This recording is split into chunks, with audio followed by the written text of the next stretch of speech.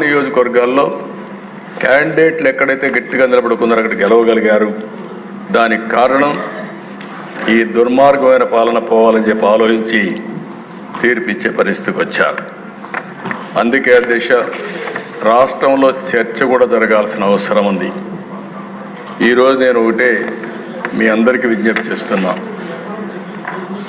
నిన్న మొన్న మనందరం కూడా మాట్లాడుకున్నప్పుడు కొన్ని డిస్కస్ చేశారు.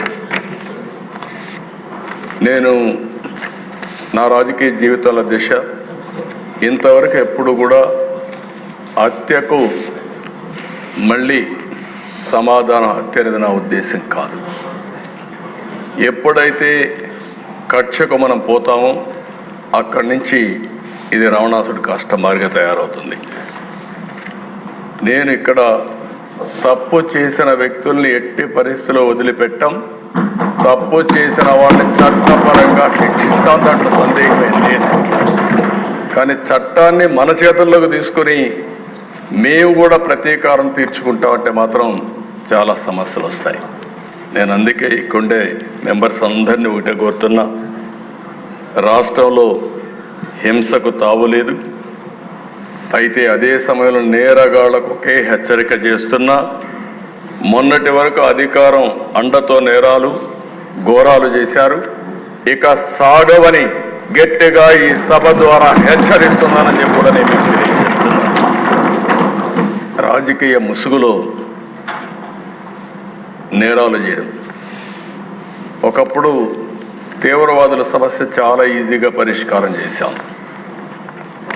ముఠా నాయకుల సమస్య నాకు కొద్దిగా ఇబ్బంది కలిగింది. ఎందుకంటే ముఠా నాయకులు అన్నప్పుడు అధ్యక్ష, అవతల వాళ్ళు ముఠా నాయకులు అండలు తీసుకున్నప్పుడు యువతల వాళ్ళు కూడా కొద్దిగా గట్టిగా లేకపోతే పోటీ కూడా ఇవ్వలేవని ఫైట్ చేసేవాళ్ళు. నేను ఒకటే చెప్పాను మా పార్టీ వాళ్ళకి, తప్పదు, మనందరం కూడా ముఠాలు తుదముట్టించాల్సిన అవసరం ఉంది, గట్టిగా ఉంటామని మన పార్టీ వాళ్ళని కూడా నేను అరెస్ట్ చేసి ముఠాలని పూర్తిగా రూపుమాపిన చరిత్ర తెలుగుదేశం పార్టీదని చెప్పి కూడా నేను తెలియజేస్తున్నాను. ఎవరైతే మత కలహాలను కూడా పూర్తిగా కంట్రోల్ చేశాం. ఈరోజు పెద్ద సవాల్ అధ్యక్ష మనందరికీ, రాజకీయ పార్టీలో ఉండేవాళ్లే రౌడీలైతే, రాజకీయ పార్టీల నేతలే నేర చరిత్రలైతే రాజకీయాలు అండగా తయారవుతాయి. బయట గొడవ చేస్తారు, బయట హత్యలు చేస్తారు, ఆ నేరం మన మీద వేస్తారు, లోపల వచ్చి గొడవ చేస్తారు. ఇది చాలా ప్రమాదకరమైన ఇది. నిన్న నాకు ఒక సవాల్ వస్తే నేను చూశాను అధ్యక్ష, మదనపల్లి ఆర్డీఓ ఆఫీస్ ఫైల్స్ తగలబెట్టారు. అంత మునుపు ఎన్నికల్లో రిజల్ట్స్ రాలేదు. ఇక్కడ సిబిసిఐడి ఆఫీస్లో చాలా ఫైల్స్ని తగలబెట్టారు, హెరిటేజ్ ఫైల్స్ అవన్నీ తగలబెట్టారు. తర్వాత ఎన్నికలైన తర్వాత పిసిసిబి పొల్యూషన్ కంట్రోల్ బోర్డ్ ఫైల్స్ తీసుకుపోయి ఆ ఫైల్స్ తీసుకొచ్చి కరకట్ట పైన తగలబెడతా ఉంటే ఆ విలేజర్స్ చూసి తరుముకుంటే పారిపోయారు. అది కేసు పెట్టాను.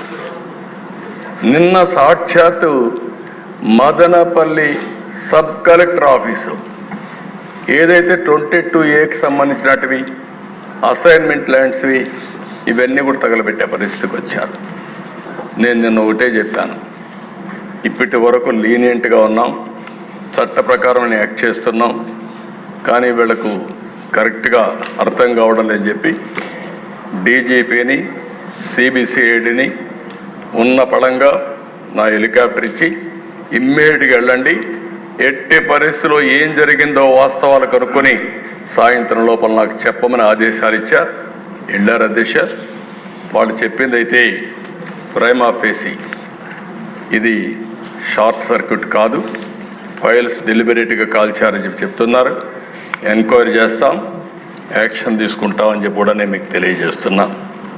నేను ఒకటే ఈరోజు ఈ సభ ద్వారా హామీ ఇస్తున్నాను అధ్యక్ష, రాష్ట్రంలో ఉండే ప్రజలకు కూడా విజ్ఞప్తి చేస్తున్నాం, డ్రగ్స్ కానీ, గంజాయి కానీ, మద్యం కానీ విచ్చలవిడిగా పెరిగిపోయినాయి. దీన్ని పూర్తిగా ఎక్కడికక్కడ అరికట్టవలసిన బాధ్యత మన పైన ఉంది. దీనివల్ల నేరాలు, ఘోరాలు విపరీతంగా పెరిగిపోయే పరిస్థితి వచ్చింది. అందుకే నేను చాలా స్పష్టంగా ఈరోజు చెప్తున్నా, ఏ చిన్న తప్పు చేసినా, ఎక్కడ జరిగినా దాన్ని ఉక్కు పాదంతో అణిచివేయడం ఈ ప్రభుత్వం యొక్క సంకల్పం. అది చేస్తామని మరొకసారి ఈ సభ ద్వారా హామీ ఇస్తున్నాను. అధ్యక్ష, నేను చూశాను, మీరు వచ్చారు, గౌరవంగా గవర్నర్ని రిసీవ్ చేసుకుంటున్నాం. ప్రజాస్వామ్యంలో ప్రొటెస్ట్ చేయడం తప్పులేదు. నేను 5 ఏళ్లు మాచర్లకు పోలేకపోయాను.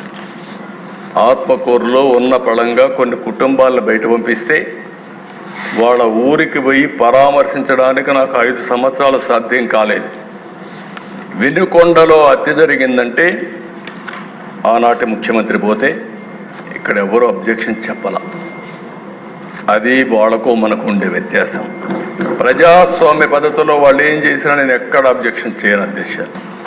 నిన్న అక్కడికి వస్తే గవర్నర్ వస్తూ ఉంటే అప్పుడే వచ్చి గవర్నర్ వచ్చే సమయంలో ఆయనకు అడ్డం పడాలని ప్రయత్నం చేస్తున్నారంటే అది ఏ విధంగా సంస్కారం అయితే నాకు అర్థం కాలేదు అధ్యక్ష.